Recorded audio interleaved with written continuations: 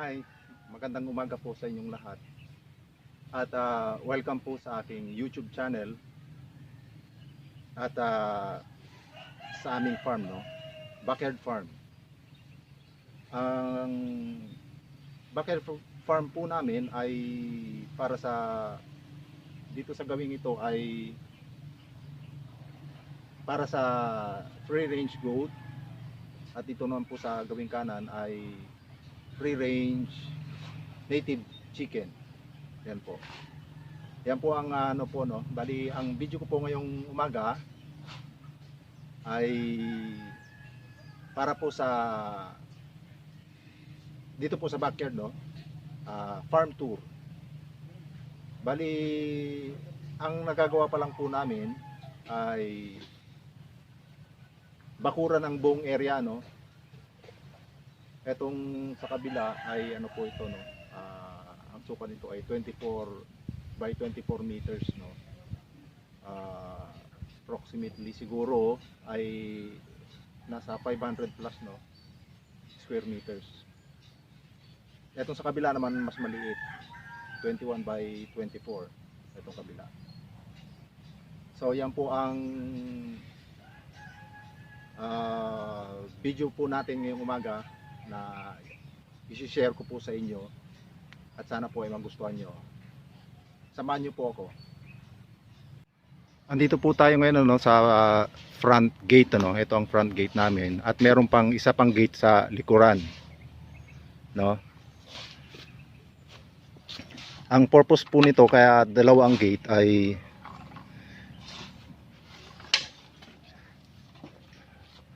ayun po yung gate sa bandang likuran.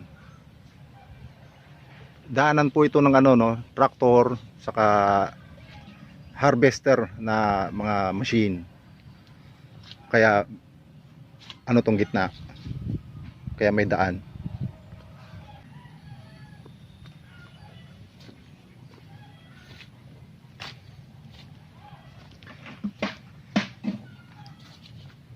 Ang activity po namin ngayon ay ano, no, nagbubuhos ng ano, no, footing.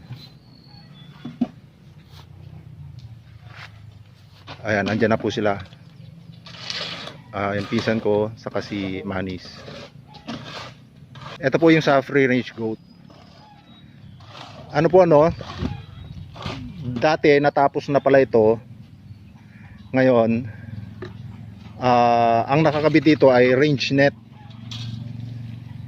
Range net pinalitan ng cyclone wire. Kasi ayaw ng pinsan ko nung ano, range net. Kasi supposed to be dito dapat ilalagay yung chicken, no? Free range chicken na native. Kaya lang nagbago ako ng plano gawa nung mas risky pagka nasa kabila, ano. Pakita ko po sa inyo. Yan sa kabila. Bakante kasing ano yan, lupa, no, masukal. So pag nandito sa kabila yung kambing, may tendency na ano, no, alam nyo na yung mga baka mawalan ng kambing, no. Kaya ganyan, nilipat ko dito. So nag-decide kami na gawin ng ano po ito, cyclone wire. Buong area po, bali cyclone wire na po ang nilagay namin.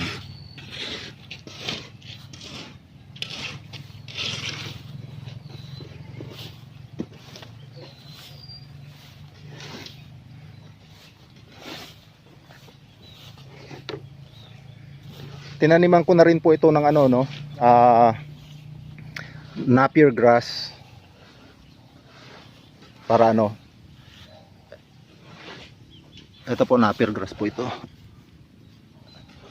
Yung iba malalago na, yung iba hindi nabuhay, ilan na lang yung ano, pero marami ring ano nabuhay na napier grass. Ito po napier grass po yan. Ikutin lang po natin yung area.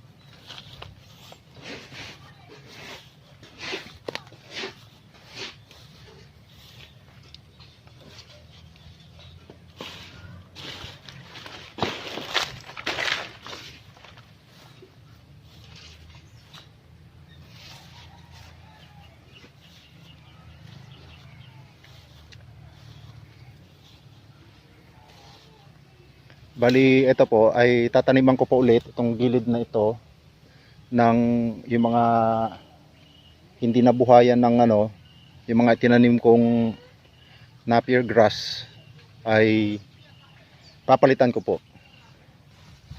Ito po, napier grass din po yan, hanggang doon.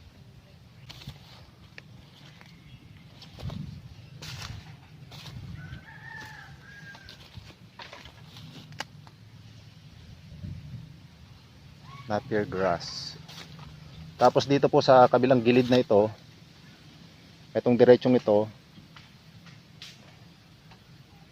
ang tinanim ko dito ay ano po, mulberry.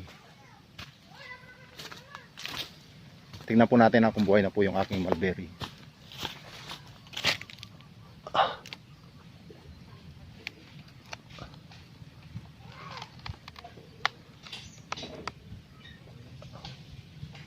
Ayan po, mulberry po yan.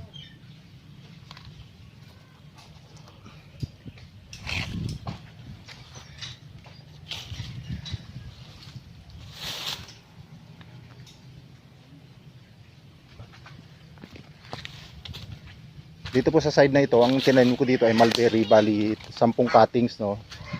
Ito po ay buhay na lahat.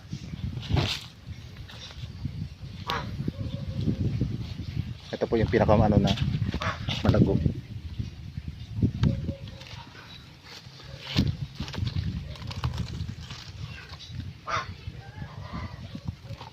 Pwede na sigurong tanggalan to ng cover. Ayan po.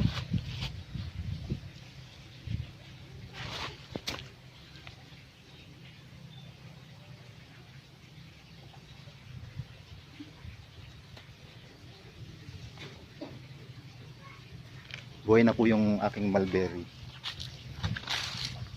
Tapos dito may siling ligaw.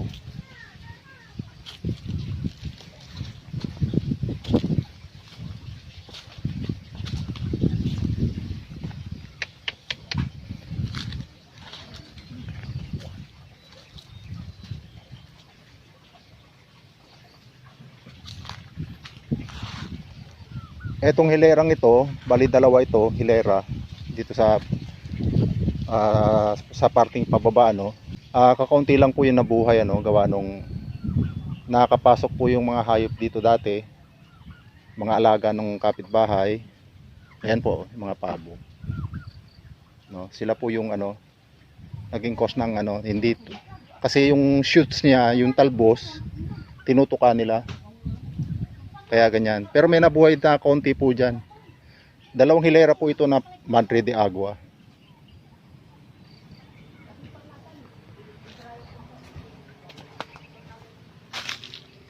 Tapos dito, ano po ito? Ayan. Napier grass. Yan po, ano, ganun po ang ginawa ko para sa ano, preparation po, no. Nauna po yung mga kakainin ng kambing na ano, para mag-grow sila. Ayan po, maganda po yung tubo. Napier grass. Bali, may follow up pa akong ano, itatanim.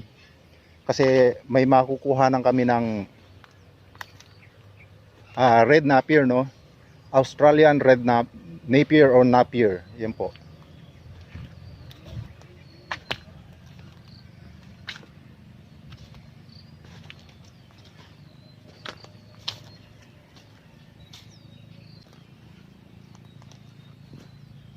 Ito yung pinaka ano,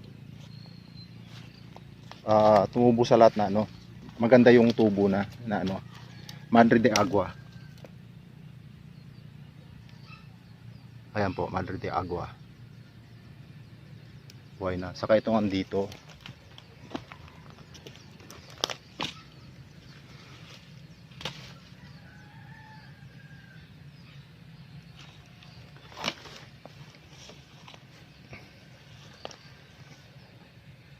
Ayan po, Madre de Agua.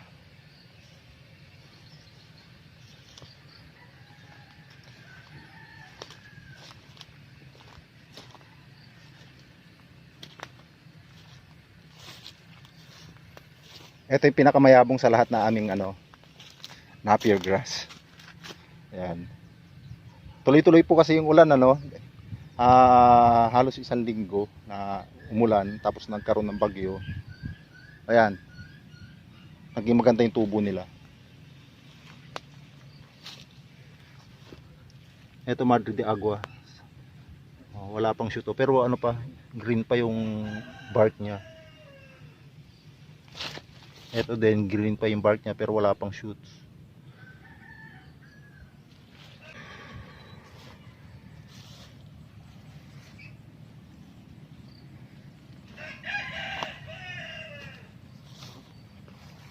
Diretso po tayo dito ngayon no, sa bandang likuran, no.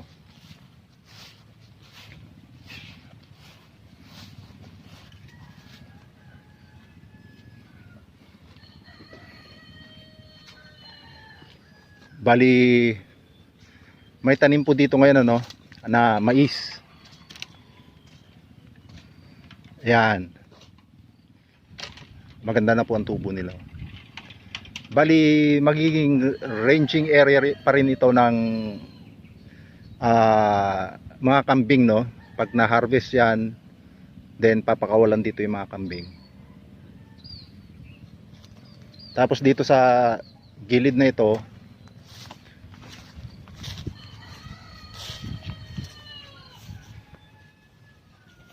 napier grass po, no.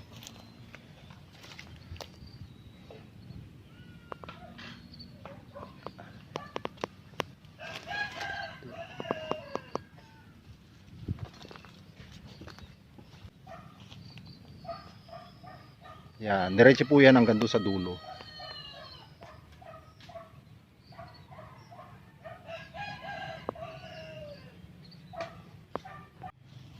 At ngayon po ay ano, dumako naman po tayo dito sa para sa free range native chicken. Ayan po, dito po yung aming temporary staging area, no.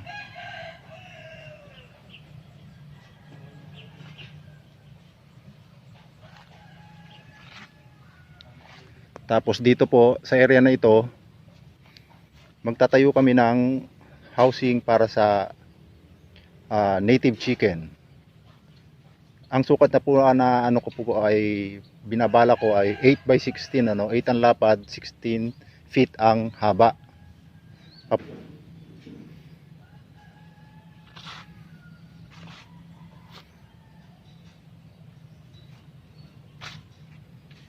Ganon din dito, no. Pinauna ko na rin yung ano, no, pagtatanim dito ng mga pakinabangan ng mga alagang manok. Pati yung para sa kambing meron din dito sa kasakali. Tataniman ko rin ito ng mulberry. Pero may tanim na itong ano, no. Tinaniman ko ito ng Madre de Agua. Kaya lang ang nabuhay po ay tatlong seedling, tatlong cuttings. Ito po ano, ito. Madre de Agua po ito.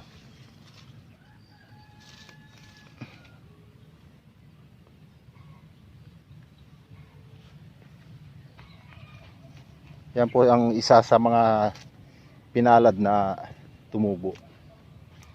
Isang hilera po ito diretso. Ito wala na ito, nag-dieback na.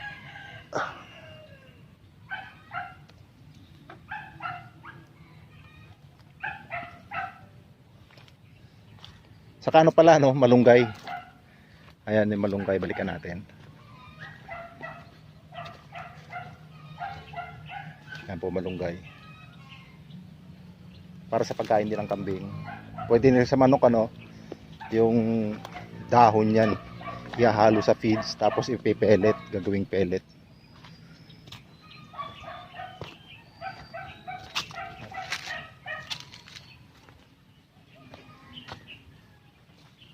Ito po malunggay.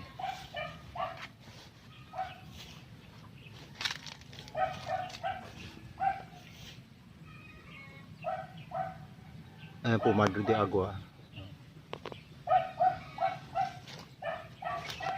Malunggay, buhay namin malunggay, oh. Tatlo pa lang initanim kong malunggay, pero ang plano ko talaga dito ay taniman siya ng ano, sa pagitan ng ano, pero may ano rin na po, ano, distancing na maganda.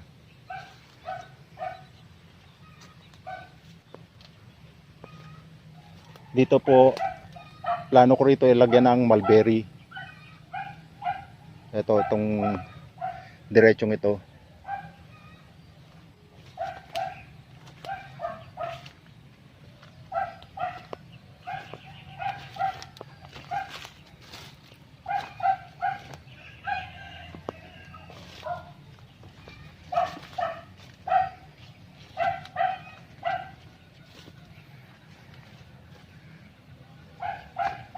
At dito pala sa loob, ano, yung nabakura namin ay may mga tanim na mais. Ayan, kasama po yan dun sa labas. Ayan, hanggang dun sa labas. Binakura na namin. Ang ano ko sana dati, kaya naiwan ito. Hintayin ko muna ma-harvest sana. Kaya lang, sabi ko sayang yung oras, kaya binakuran ko na. Binakura na namin. So maraming mga tumutubo dito, no. Ito, ipil-ipil. Pwede rin sa ano, no, pagkain ng kambing.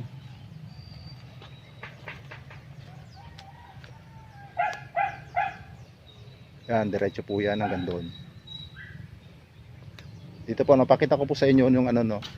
Meron akong itinanim dito na meron kami itinanim na siyempre may pakinabang din, ano. Ito po, puno ng aratilis. Kami ni Manis po ang nagtanim nito. Bali 3 puno ito. Magpo-provide ng shade at the same time pagkain. Pag nalaglag yung bunga ng aratilis, pagkain na po yan ng mga manok. Dalawa.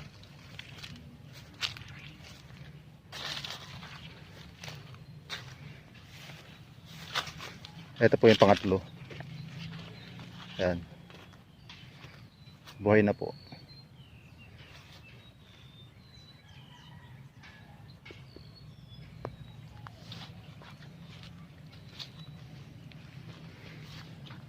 Nakakatuwa po dito. Gawa po nung madami pong siling ligaw, ano, siling labuyo.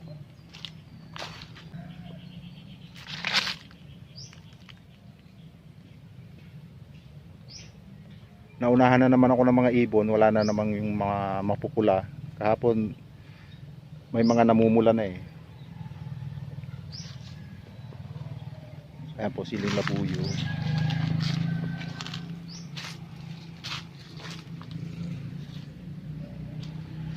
Siling labuyo. Gandito.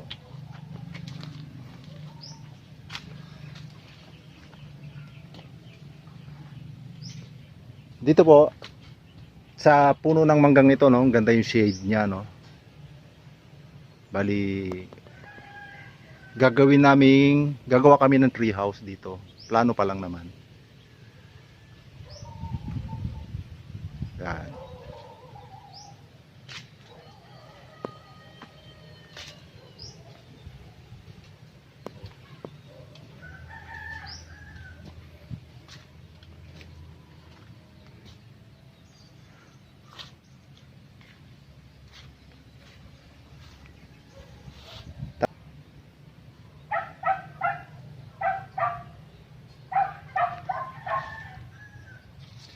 Ito po yung ano, no, mga kawayan na ano, pambubong po yan. Mga kawayan na yan, mga nakasandal. Para sa free range chicken po yan gagamitin.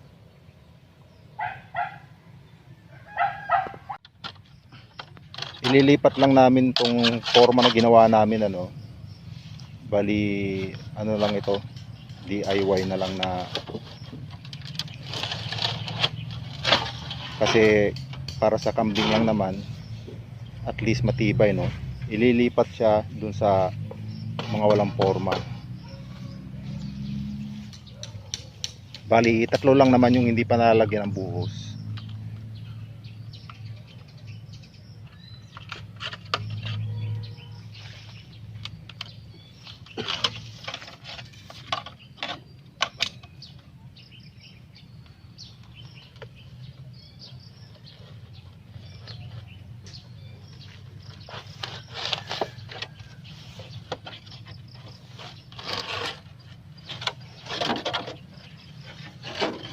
Ang gagamitin po naming poste dito ay 4x4 na coco lumber.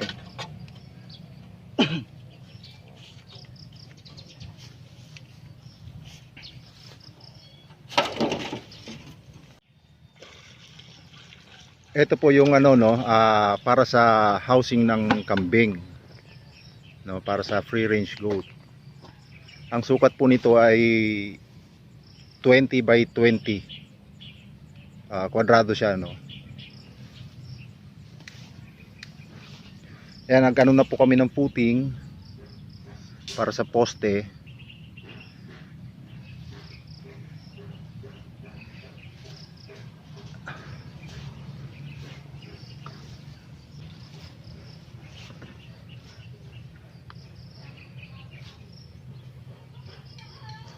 Bali siyam na poste po ito. May tatlo na lang na hindi pa nalalagyan ng buhos. So yun ang gagawin namin ngayon.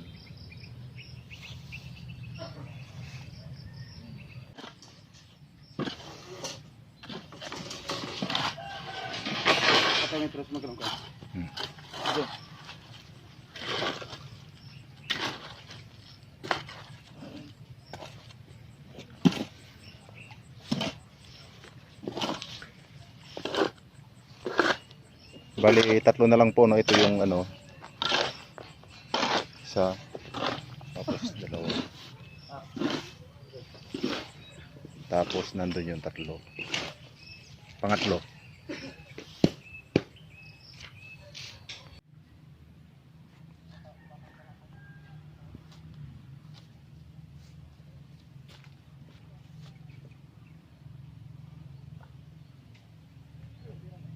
Yan po ang kabuuan po ng ano no, ng aming backyard farm, no po. Sana po naibigan nyo. At ano, bago po magtapos ang ating vlog ngayong araw, ano po, at ay meron lang po akong isa shout out, no. Si Miss Tamich Aragon, no. Shout out po sa inyo ng ano, Roa City. Shout out po sa inyo. Sila po yung tumulong sa akin para mag-grow po itong aking channel, no. Marami pong salamat sa inyo. So yan po, ano, ang plano po namin dito sa aming farm, backyard farm, ay integrated farming, ano. Yung mga manure ay gagawin naming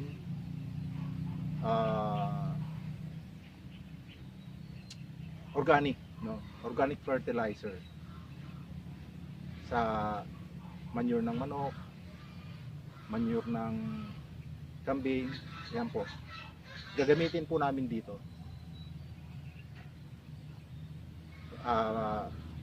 dito sa farm. Kasi ito po itong bandang ito ay bakante po, hindi ko po na ipakita, no. Ito po, ayan, kasama pa po yan dito sa farm.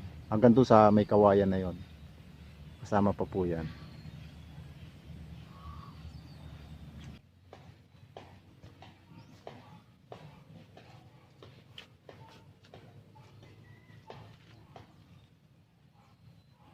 Dito na po nagtatapos ang aking video ngayong umaga, ano po. Salamat po muli sa inyong pagsama sa akin dito sa aming backyard farm.